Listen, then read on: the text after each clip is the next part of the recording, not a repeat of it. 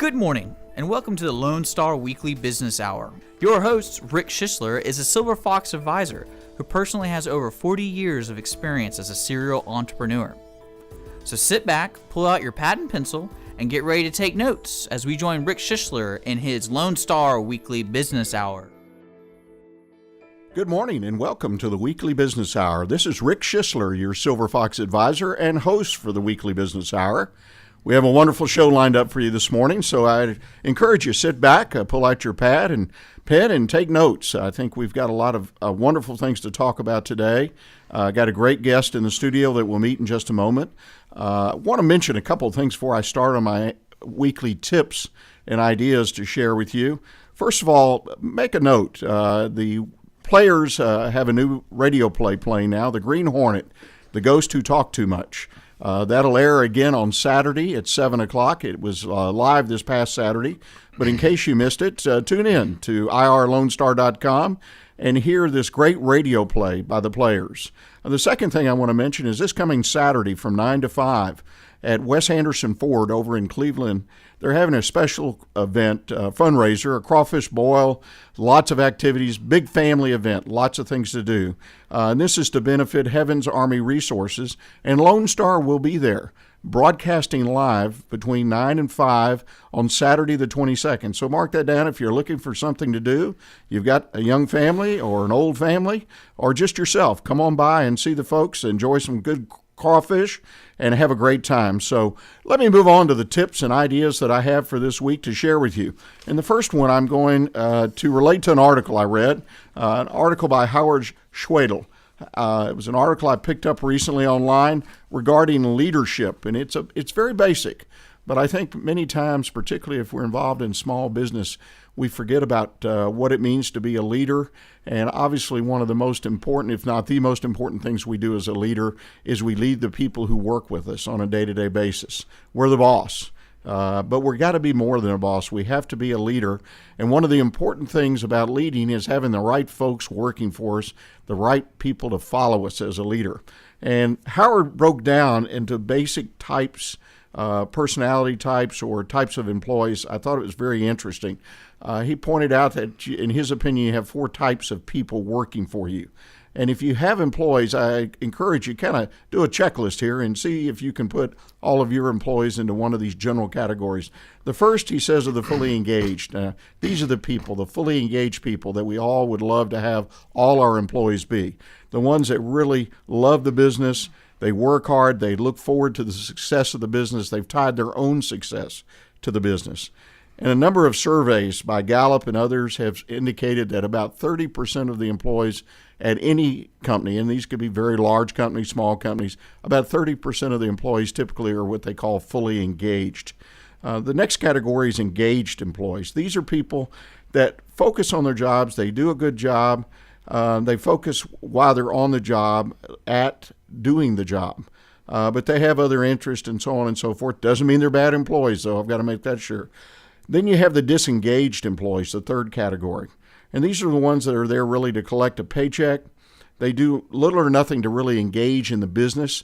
They do the job, but they're not really passionate about it. They really don't care about the company. And the fourth and final category, and this is the one where I think a lot of small businesses miss it, because typically they'll have 1 or 2 employees based on my experience of being in business, my own experience in organizing and running a crew or a group of employees, and working with my clients as a Silver Fox, is you'll have 1 or 2 employees who are fully disengaged. And fully disengaged is a title that Mr. Schissler put on it, but it's a label as you've got people you really need to get rid of. I mean, that's basically what it is. But as owners of businesses, many times we feel we've got too many irons in the fires, too many things to go that are going on, and we just let those people stay on the job. And in the meantime, they're really wreaking some havoc in the company. And sometimes it's not obvious, but these are people, they're absolutely in a group of people. And again, I encourage you to do a little soul searching if you have a small business and see if you don't have 1 or 2 people. They really don't care about you. They think that you're doing the wrong thing every day, and they tell people about it. And you may not even know that. Particularly, they'll engage their fellow employees. and complain and gripe, and you really, you know who I'm talking about. And I suggest you probably have one. If you have 5, 10, 20 or more employees, at least one. And the first thing you need to do, if you're really going to kind of shake the rug out, so to speak, and clean up, is you need to get rid of those people first. You just need to get rid of them, even if it leaves an opening and you have to fill it. And that's one of the things I've found in my practice as a Silver Fox, that many business owners are reluctant to fill a spot. They just hate for someone to leave, or they hate to fire someone. But part of that is a fear, I think. They fear having to go into the marketplace and find someone. My personal experience has been is that when I've had an employee that really wasn't working out for whatever reasons, and they left, or we had to ask them to leave, that we typically were able to find a much better person in the marketplace. At times it felt uncomfortable again, so I've felt that pain myself, but my encouragement is, and I agree with Howard in his article, get rid of those people who are fully disengaged. They're really dragging you down. And then the other thing is you've got to commit yourself to that middle group. The engaged and the disengaged people. You've got to draw the picture, if you will, and make them understand what a fully engaged employee looks like. Make them understand in the best way that you can that you want them to be fully engaged. There's certain rewards. There's a certain positive situation that exists if they will move up, if you will, or move into becoming more fully engaged. Because really, the reality is, if you can have a workforce that is fully engaged, or the more people who are, and you move away from that average of 30% to 40, 50, 60%, the better your business is going to do. The easier your business is going to be to manage every day. Your customer service, all the things that make up a good quality business, all the benchmarks. And the key thing here, like anything, is as you're going through this process, and it's more of an internal process, it's a custom process that you have to customize to your leadership style and the way you manage your people, is don't forget, measure, monitor, reinforce, adjust, and then keep doing it over and over. In other words, make this a priority to kind of, as my mother used to do, shake that rug out the back door, get rid of the disengaged, the fully disengaged people, and then relook at who you have and try to encourage people to move up. And again, you may pay lip service to this every day as you run your business and you think you're doing a good job, but it's something I encourage you to take a quick look at if you can today. I think you'll see a transition. You'll see a difference in your business. It won't be overnight, though. Let me warn you, just like everything I talk about almost on the air, it takes patience. So when you do something, be patient. Take some time, be patient, and measure it, mark it, and I guarantee you, I think at the end of the day, you'll see a great change in your business will take place. Another area I'd like to talk to you about, and we've done this on several shows recently, is about being an entrepreneur. And this I'm addressing mainly to the people who are thinking about starting a business. And every day, literally, I run into people who've given it some thought. They're working for someone else.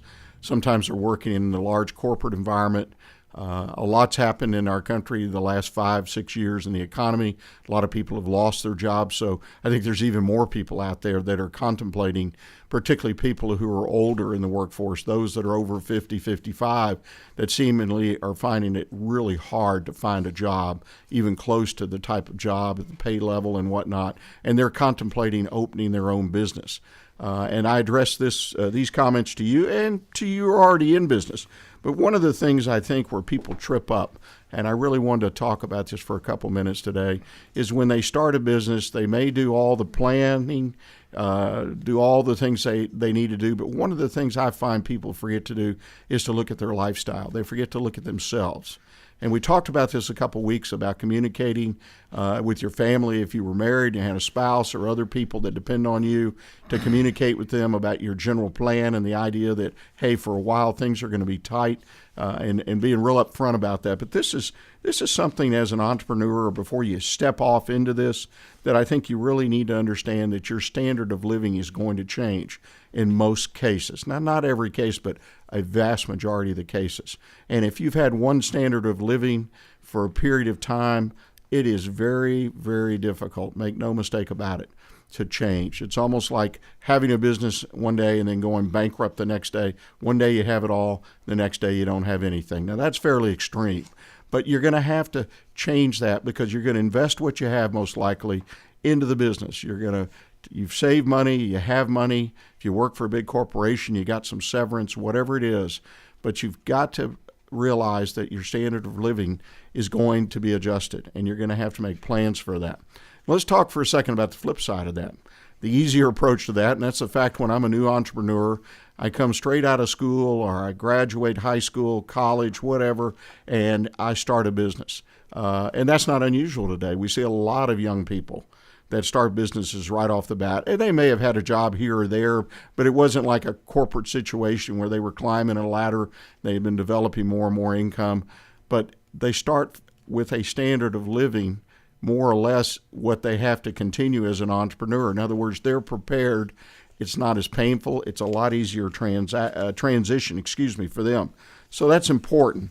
Again, I encourage you before you make the big step and start your own business, make sure you're personally prepared. Look inside yourself, communicate with those around you who depend on you, and look at that standard of living and make sure that you will be able to adjust. And make no mistake about it, if it takes a year, 2, 3 years, that's not unusual for building a business, particularly one that you start from scratch.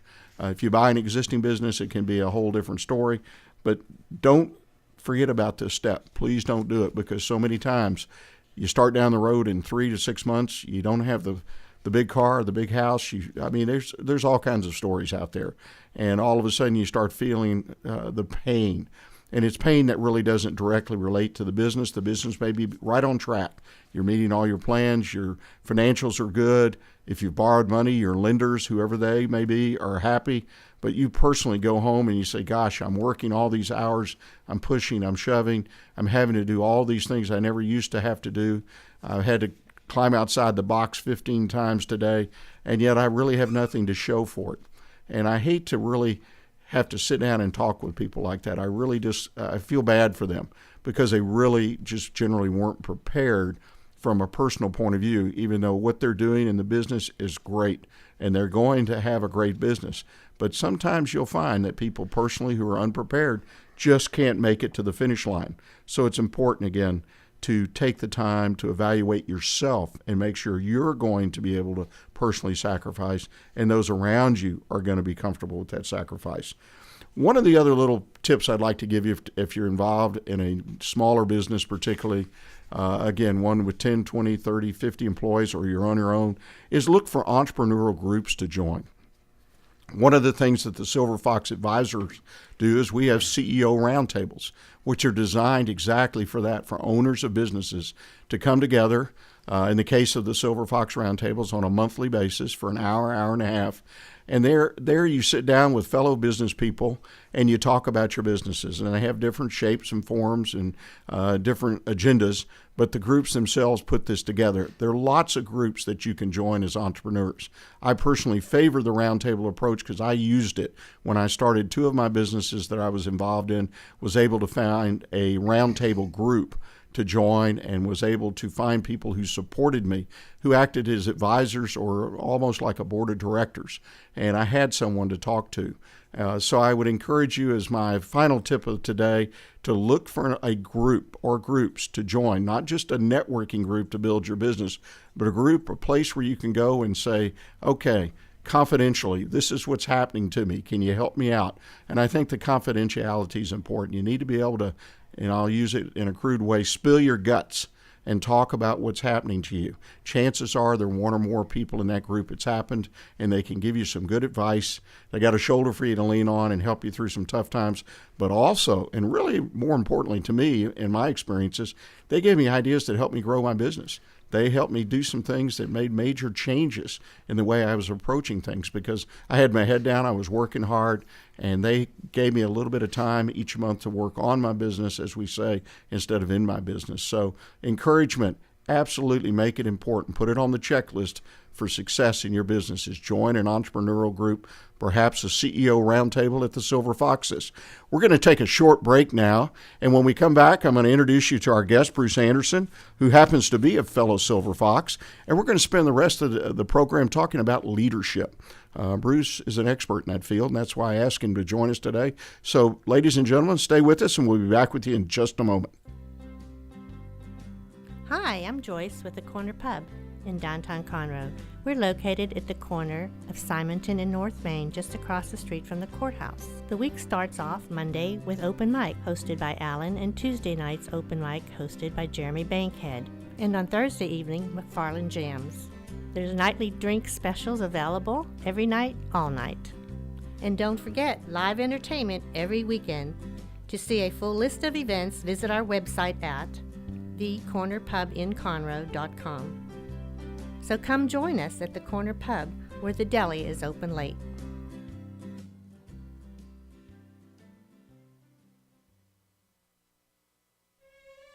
Hello, this is Dennis Nelson, inviting you to come with me through the doorway of imagination and into the theater of the mind. The Players Theater Company Old Time Radio Hour presents a play every Saturday night at 7 p.m. on Lone Star Internet Radio. Be it drama or comedy, thriller or love story, every exciting episode is carefully chosen straight from the golden age of radio and performed live by talented actors, musicians, and sound effects crew. Every sound you hear will be 100% live and homemade. Anything can happen. So join us, please, every Saturday night at 7 p.m. for the Players Theater Company Old Time Radio Hour, right here on Lone Star Internet Radio.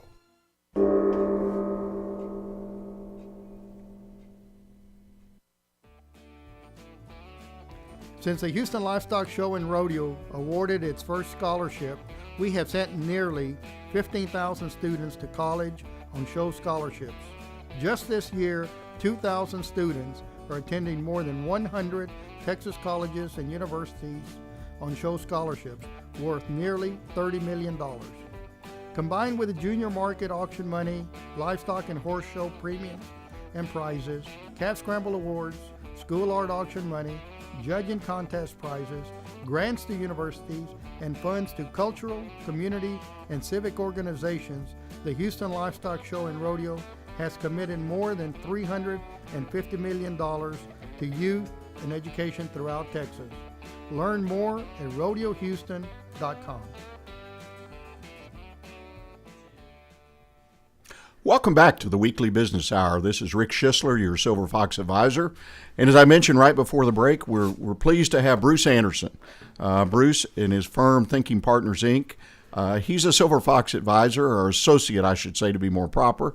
But I've known Bruce over the last 5+ years as a Fox, and he specializes in the area of coaching people, primarily in the area of leadership.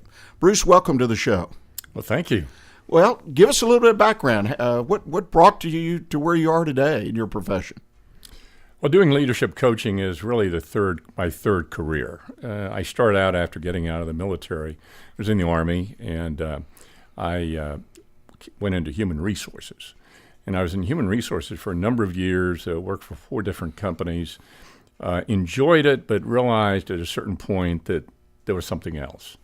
And so I became entrepreneurial and went out and did some consulting, and also started my own little insurance agency for a period of time. And then I discovered career transition consulting, which is the type of business that helps individuals make transitions from one company to another.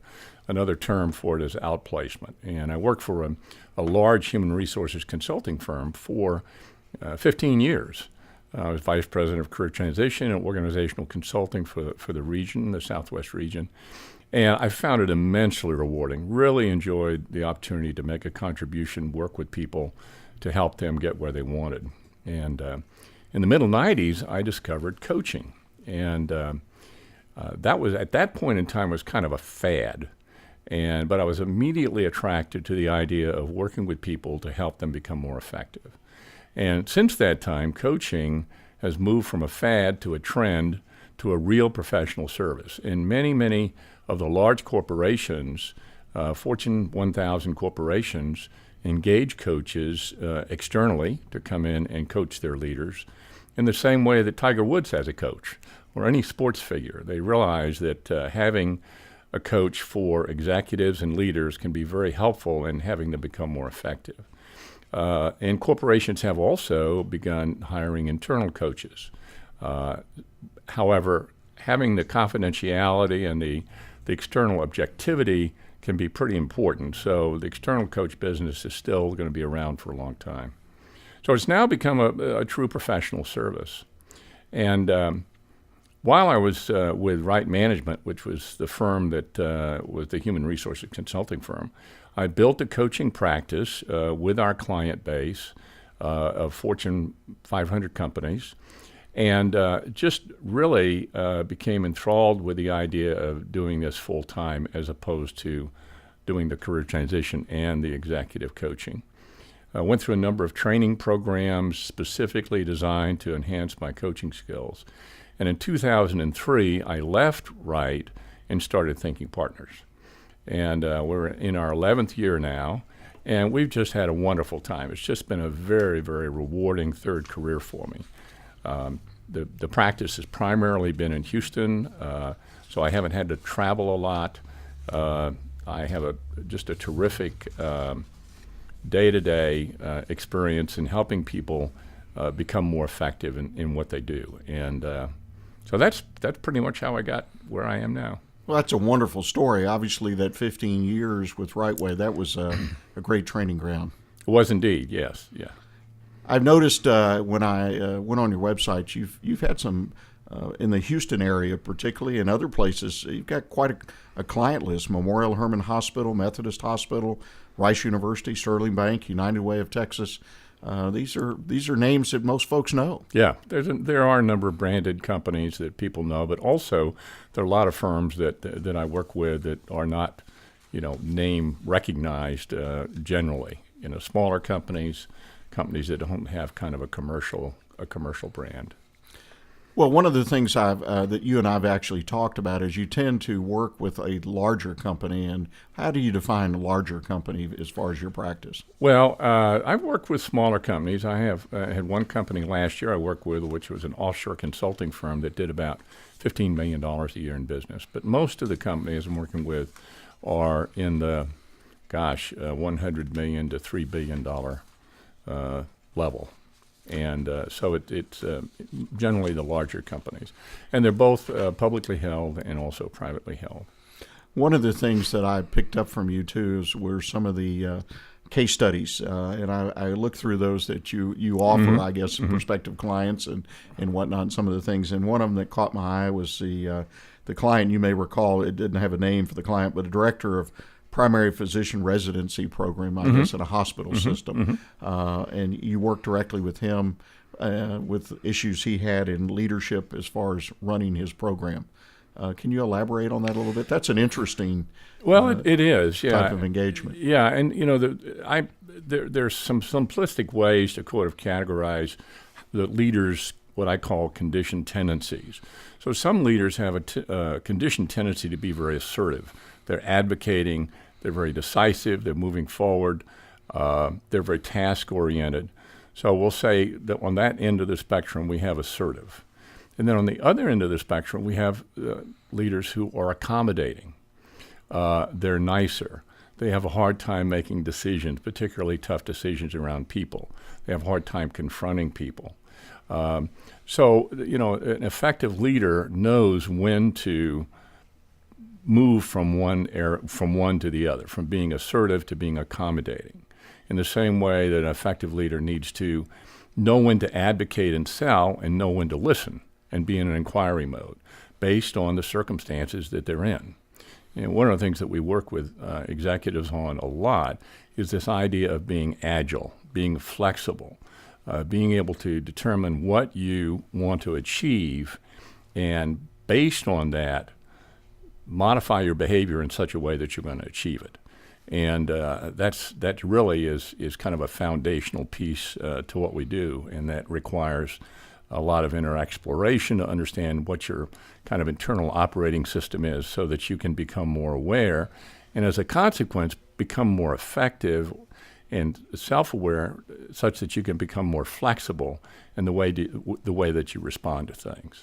Well, and that's kind of what I picked up apparently in this case study with this director of the program. his leadership style was, as it said, too accommodating. And is that a tendency for most leaders to be one way or another? Or yeah, there's a conditioned tendency one way or the other. I would say it would default. Most leaders would probably be on the assertive side. I would guess just speculatively that maybe 60-70% would be on the assertive side. And some have the flexibility, as they mature, they're able to do both. And then, of course, the smaller percentage are more accommodating and have a tougher time making decisions.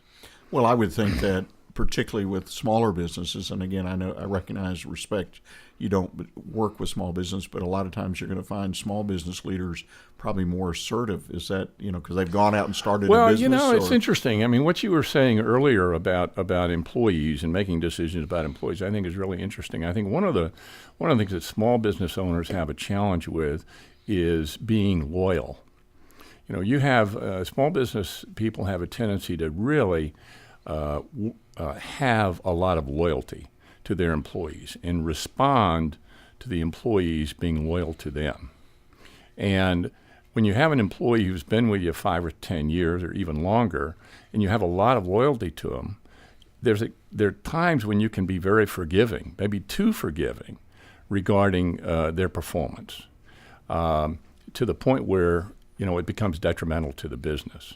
And that's where it really is tough to make a decision. When you've had somebody who's been with you for a long time, who's really just not be able to change with respect to your business, who's changed in some way in terms of their ability to contribute to the company and do their loyalty, it's tough making a decision around that. So I mean, that was comment related to your article earlier on. Right. So I think from a small business standpoint, I've seen that a number of times where that's the case. Now, the small business owner might be very assertive in terms of being able to be comfortable with conflict and being able to, aggressively go out to market, tell people what to do, and so forth.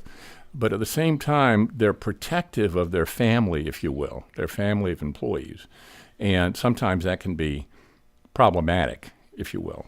It has to, in my kind of philosophy around this, it's all in terms of what you want to achieve. If there's a need for you to change, it's not because somebody says you need to change. It's in terms of, is your behavior getting you where you want to go? And that's where the fundamental question is. And if something's not working, then you need to examine it. And a good example is being too detail-oriented. If you're in the weeds all the time, at some point in time, you don't see what's going on in the marketplace, you don't see the strategy, and it becomes very problematic. Or, conversely, if you're very intuitive and broad-based and strategic, how about execution? How about really getting down and getting things accomplished? And so having that self-awareness is so critical around being able to modify your behavior in terms of what you want to achieve. Well, it's interesting when I hear you talk about leadership and whatnot, it's almost like a fine-tuning of the individual leader that you're working with. I mean, you're really, and it might be a little broader than fine-tuning, but I mean, tuning that individual to meet the situation that they're trying to manage and lead. Is that a fair assessment? Well, absolutely, because I work with successful people. I mean, they've already gotten to a fairly high level in the organization. They've already had a successful career. And generally what happens is situations change. They continue to operate in the same way they have in the past, and it doesn't work anymore. They change, the culture change, or they move into a new job or new company, and the way they've done it before just flat doesn't work anymore. But they continue to be on automatic pilot, and as a consequence, they can burn out, they can crash. And so, catching them in that automatic pilot mode and having them really do some deep reflection about their values, about their personality, about their beliefs, about why they do what they do, and so that they can become self-aware and be able to have that ability to relax and to be able to respond appropriately to things rather than just react. is part of the journey that they go on when they're working with us. Well, that is really exciting. It's almost like what I'd call a leadership tune-up, almost like It tuning is. your car up. It is indeed. Yeah. And there are occasions when I'll have a client that, a company will say, come in and this executive or manager is the numbers look good, but there's walking wounded all over the place. They're really not very user-friendly as a boss. Can you do about it? And I take those engagements very carefully because sometimes the damage is so far done that there's not a lot of hope. But that's not fine tuning. That's sort of a kind of a turnaround situation, and we've been successful in doing that, but not 100%. There's a whole idea around whether or not someone's coachable or not. Are they receptive? Do they have the attitude, I'm good, why change? Everything's working for me, I'm hot, why do I need to listen to you and go on any kind of, navel gazing? So generally, people have to be open to coaching, and unless they're really focused on their own personal development as kind of part of who they are, it really requires some sort of crisis that then causes them to say, hey, I really better start examining what I'm doing and why I'm doing it if I'm going to continue to be successful. Yeah, well, that makes a lot of sense. Well, ladies and gentlemen, we're going to take another commercial break here for a moment, and when we get back, we're going to talk to Bruce and continue our discussion on leadership training. So please stay with us and join us in just a few minutes. I'm Lauren Maddox for Lone Star College System. Discover all that Lone Star College Montgomery offers at Maverick Mania Open House, coming to Lone Star College Montgomery on Tuesday, April 1st from 4:30 to 7 p.m.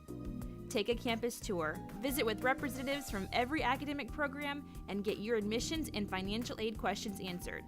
There will even be information on the academic and workforce programs offered at Lone Star College Conroe Center. Those who pre-register online and then attend the event will be eligible for a prize drawing for free tuition for the fall semester. So plan now to attend Maverick Mania at Lone Star College Montgomery on Tuesday, April 1st. All the details are online at lonestar.edu/openhouse-Montgomery. I'm Lauren Maddox for Lone Star College System. Hello, I'm Bonita DeRosa, Animal Control Officer for the City of Willis. We invite you to tune in to Lone Star Internet Radio every first and third Thursday of the month at 11 a.m. for the Willis Hour. On the first Thursday of the month, the Willis Hour will be covering upcoming events and news about the city. Join in the conversation with your city officials and other leaders in the community. On the third, we will be doing a recap of the last City Council meeting. The mission of the City of Willis is to provide high-quality services, accountability, and professional commitment to our citizens. We pledge to provide those who live, work, and visit our city an effective government that is open and responsive to the needs and values of the community. Again, we invite you to tune in on Lone Star Internet Radio every first and third Thursday of the month at 11 for the Willis Hour. Welcome back. This is Rick Schissler, your Silver Fox advisor. You're listening to the Weekly Business Hour. And in the studio today, we have Bruce Anderson of Thinking Partners, Inc., and we have been talking about leadership and leadership training, fine-tuning, turnaround, a little bit of everything. Bruce, one of the things I know that I would think is important to your business is when you start an engagement is to evaluate who you're working with, and one of the ways you do that, I assume, is with assessments. That's correct. Yeah. How important are assessments to your business? Well, as you reflect on what I've said earlier around the idea that people have to know and learn about themselves. The idea of knowing thyself is an ancient axiom, and the assessments can be very, very helpful with that. Let me give you some examples. I think personality assessments can be very, very helpful for a number of reasons. One, it sort of helps you understand how you tick. but it also gives you the recognition that other people have different ways of being than you do. They operate differently. They have a different worldview. I mean, anybody who's married knows that, right? I mean, their spouse is different than they are, right? And their employees are different. And so learning some of these personality dynamics can help you as a leader treat people differently based on your understanding of how they differ. And it's useful to have a model of some kind with respect to this. And I'm just going to mention a couple of things. One of the classic personality assessments that's been used for many, many years, over 50 years, is called the Myers-Briggs Type Indicator, the MBTI. And this is a personality assessment tool that categorizes people into 16 different personality types. And when you've taken the assessment and you've determined what your personality type is, and you read it and kind of validate it, you kind of feel like somebody's been following you around all your life. You know, it's really amazingly helpful in having an understanding of what your internal operating system is, so to speak. And so the Myers-Briggs is used a lot. It's very, very good because it has such an incredibly rich history. I also use an instrument called the Berkman Inventory, which is a whole other kind of assessment. Personality and the human mind is so complex that you can take multiple snapshots and get some overlap of the picture, but not necessarily all the time. The Berkman is very good for business people. It requires training and certification and so forth. Berkman is located in Houston. 4 million people have taken the Berkman all over the world, translated into many different languages.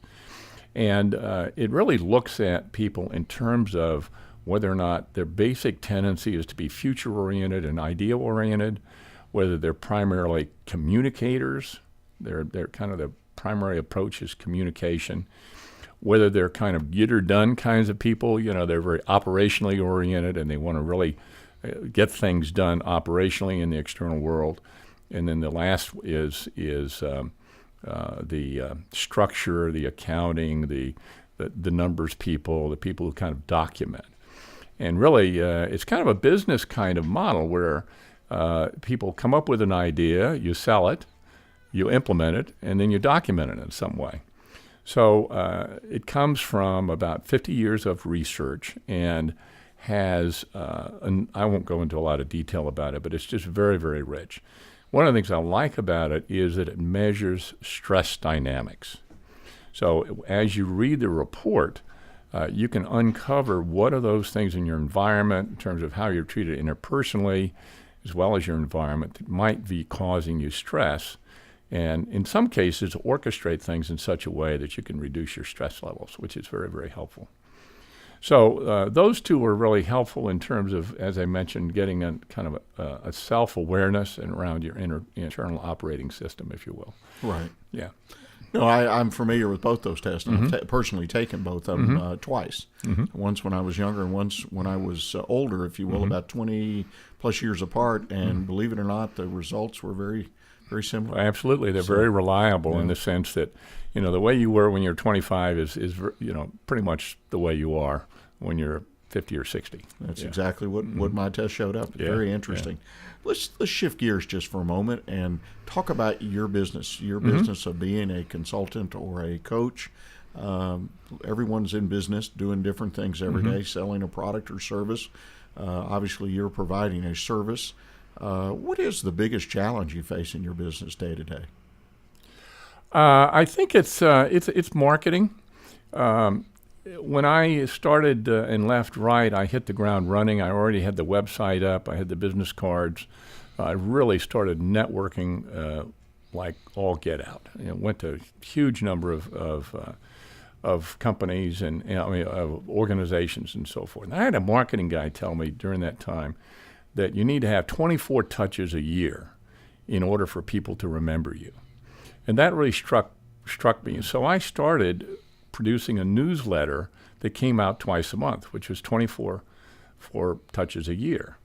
And after about 2 years, I kind of pooped out. We made it once a month, okay? And now I don't do it anymore, okay? So I'm thinking about resurrecting it. But the newsletter was very helpful in having folks who I met at networking events get some sense of what was going on with Thinking Partners on a regular basis. So when I go to a networking event, I get the business card, I send them a note, tell them I'm adding them to the newsletter, and then they had the repeated communication. And at some point, I was successful in getting referrals. In my business, you don't need a lot of referrals. If I can get 3 or 4 really good leads a year even, I can make a pretty good living. So it's a little different than many businesses.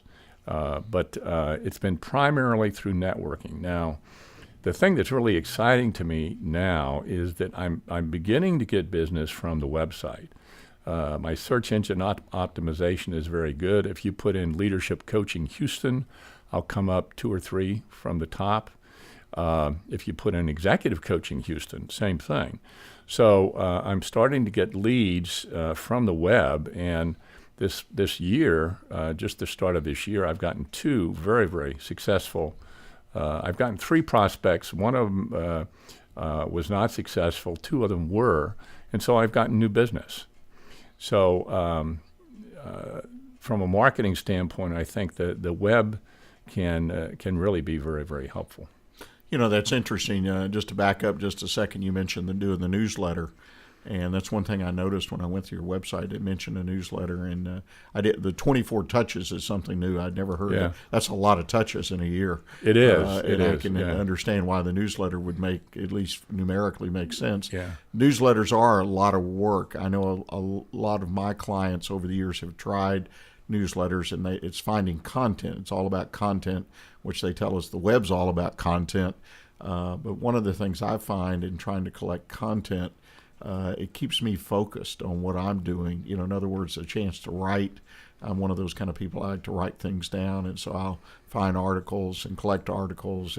But it is a lot of work to keep a newsletter going. It is, and all of those newsletters came from my own personal experience with clients, and I was able to take that and put it into a book. So about 3 years ago, I published the Leadership Mastery Map, which is a book about leadership, which is a compilation of the sort of the intellectual property in the newsletters, and I've now republished it twice.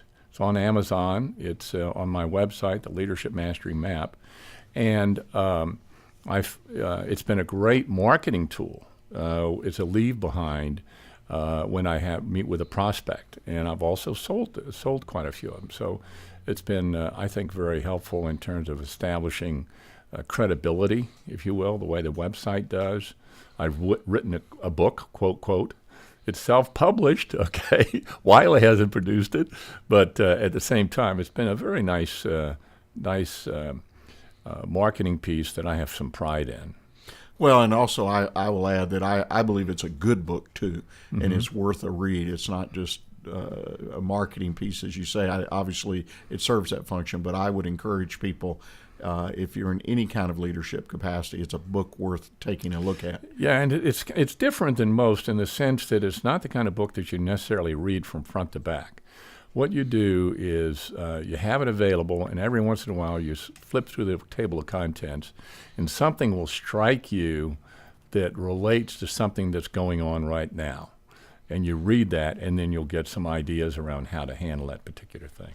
So, well, I agree. It's almost like a reference book, but I really enjoy your book, and you say it's making the point that it's one you want to keep on the shelf, not pass on. Yeah, for sure. Yeah. Well, ladies and gentlemen, we're going to take a short break here and then go into our final segment for the day and learn a little bit about what Bruce has learned and teaches in leadership training. So stay with us, and we'll be back with you in just a moment.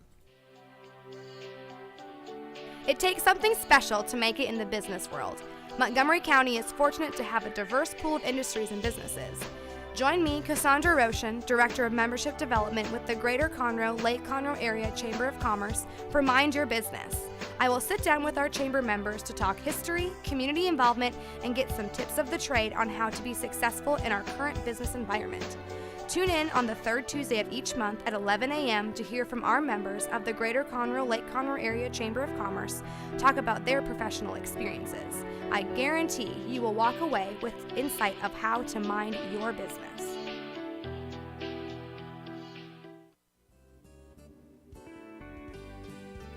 Hey y'all, Montgomery County Emergency Assistance is presenting their first annual Don't Mess with Texas Women Concealed Handgun class on Saturday, April 12th at the Conroe Shooting Center, 8 a.m. to 4 p.m.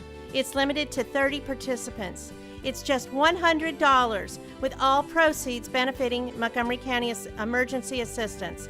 Register online at mcea-tx.org. Bring your gun and let's have some fun. Don't Mess with Texas Women Concealed Handgun class, April 12, 2014, and all proceeds benefit Montgomery County Emergency Assistance. Welcome back. This is Rick Schissler, your Silver Fox Advisor, with the Weekly Business Hour. We've been visiting this morning with Bruce Anderson of Thinking Partners, Inc., and talking about leadership. Bruce, as we enter our final segment, one thing I need to ask, and I ask most businesses that come on the show, is what makes your approach unique? What makes you different in the marketplace? Well, it's not my good looks, but at the same time, I think there is a certain gravitas to someone who's my age. I'm pushing 70, and I've had a lot of experience, and I've literally worked with hundreds of people. And as a consequence, there's really not much that someone can bring up that I haven't had some sort of exposure to. The other thing, kind of similar to that, is all of those people that I've worked with have been in practically every occupation you can imagine. So I kind of joke about the fact that I can talk about your business with you as long as it's extremely superficial. I'll be able to use the language that you use and have some understanding of basic business. I have an MBA, so that's helpful. And so there's a business orientation that I bring that many coaches don't bring if they're former therapists and this kind of thing. So those are some ways in which I differentiate myself. Other than just being a unique individual human being, I don't know whether I could say that my business is unique. There are, literally hundreds and hundreds of coaches all over the world, actually thousands. I will say that I'm a master certified coach with the International Coaches Federation, and there are only 600 of them in the world, so there's some distinction there. But I just do a good job. Well, there's no doubt in my mind about that, even though I haven't used your services personally. But I think a thing that a lot of business people will agree with you as they reach, I'm in my early 60s, you're at the other end of 60, pushing 70, but is the experiences. And that's part of what I do in my business as a Silver Fox Advisor. I've had a lot of experiences in starting businesses, selling businesses, working with people, small and large groups, and so on and so forth, and that's really what I sell. So I think that does make us unique compared to a lot of people. We've had our hands in the dirt, so to speak, and we've grown some things that have been successful, and we've failed, or I've failed, right. And that helped too. That's where the lessons are. That helped too. Let's talk about something, and you mentioned before we went on the air this morning, and that's motivating employees. And obviously, again, I think that's one of the 5 key things people have to be able to do every day is motivate their employees. Whether you're a large business or small business, 1 employee or 100,000, motivating employees to be the best, most productive workers they can be. Talk to us about that a little bit. Well, I've noticed on the web recently that every time you read an article, it's the top 10 things to do or the top 5 things to do. And I certainly didn't invent this, but a number of years ago, I came up with the top 5 ways to motivate employees. I think the first thing is to create a compelling future for your company and for them. So what are you really doing? What business you're in? What are you trying to create? What are your goals? If you can tie those goals into the employees' goals, so much the better. But creating a compelling future, communicating it to employees, having a declaration of what you're up to can be very motivational, as opposed to just, not having an overall context in terms of why you're doing what you're doing. So declaring the future is the first thing. And so you have to find out what you want to do as an entrepreneur, and what future do you want to create for yourself and for the company, and then communicate it effectively to employees. The second thing is to show up.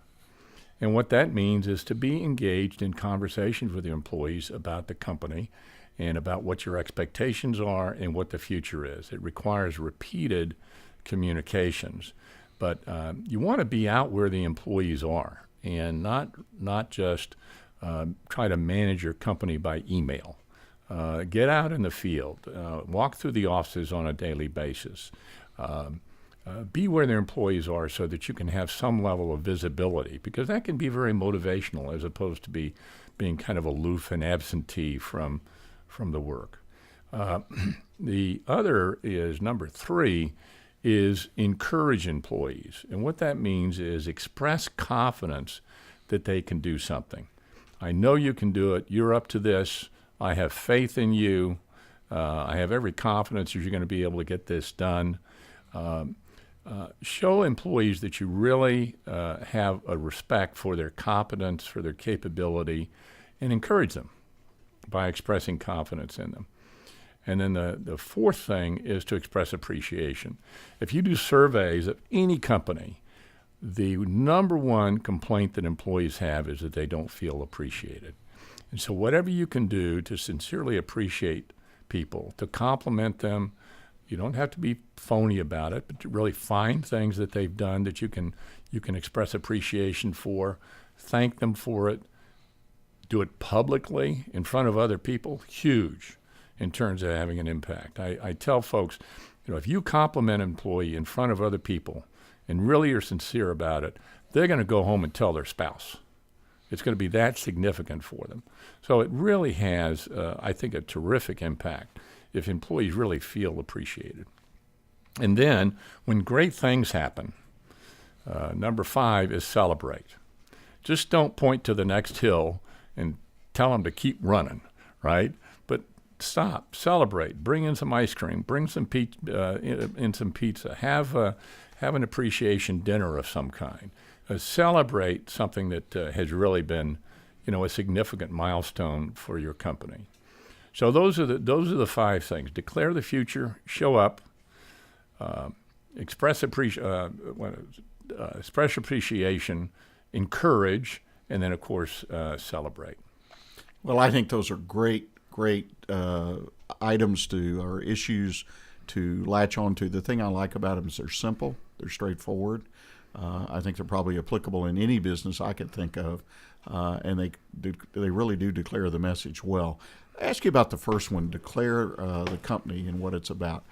A lot of times owners of businesses, at least in my experience, are a little shy about what to share with the employees. They're really kind of guarded against that. What's your feeling? I mean, what do you share? What do you declare with people, with your employees? Well, I mean, I think you can just basically say that you're going to be the best that you can be. We're going to be the best heating and air conditioning company in Montgomery County. And we're going to do this by providing outstanding service, being technically competent, customer-oriented. That in and of itself, where they're shooting for number 1 as a declaration of the future. Now, how you define number 1 might be a little tricky if you don't want to tell employees what your sales are. I would have a bias to be a little more disclosive about that, but that's an individual decision by the business owner. To whatever degree that you can put some sort of metric on it, that would be good. Yeah, you and I 100% agree on that. There's got to be some kind of metric. In your example of an air conditioning company, it may not be dollars in sales, but say number of new units sold or number of service jobs completed in a week or something like you say that you can kind of chart out or follow. Well, and it could be something that's related to other kinds of metrics. For instance, I have one manufacturing company I'm working with that is working and declared they're going to reduce their downtime by 30%. Well, that motivates the production people, the maintenance people. significantly if they have that kind of goal. Well, yeah, that absolutely. And that ability to communicate, it leads into your number 2, which is being visible. One of the things I wanted to ask you about that. Today, a lot of companies, because they are spread out, larger companies, but even small companies might have a second office or something in a different town, city, somewhere. Use of Skype and tools like that. What is the impact on your number 2, so to speak, about showing up? Yeah, I think that's terrific. I mean, I have one client who has offices all over the world, and he has a webinar every month. He's the president of a company, and it's a fairly large company, and he has a webinar, and so he lets everybody know what's going on. You know, he can't fly all over the world once a month, but he certainly should be able to visit each location at least once a year. But webinars are terrific. Skype certainly works as well. Some sort of newsletter or corporate communications about what's going on is also helpful. And the key, though, is that the leadership is visible. That's correct. To the employees. Visible, yeah. Yeah. I mean, if the executive team comes together and they made decisions that can be communicated, let people know what's going on. One of the things that we talk about on this show almost every week, and I've had some interesting responses, is work-life balance. Mm-hmm. And I would think part of leadership training, you might run into those executives or leaders that just workaholics used to be the popular Mm-hmm. word, but what kind of advice or what's your perspective on that work-life balance? Well, I read a book one time that had one of the chapters said work-life balance is nonsense.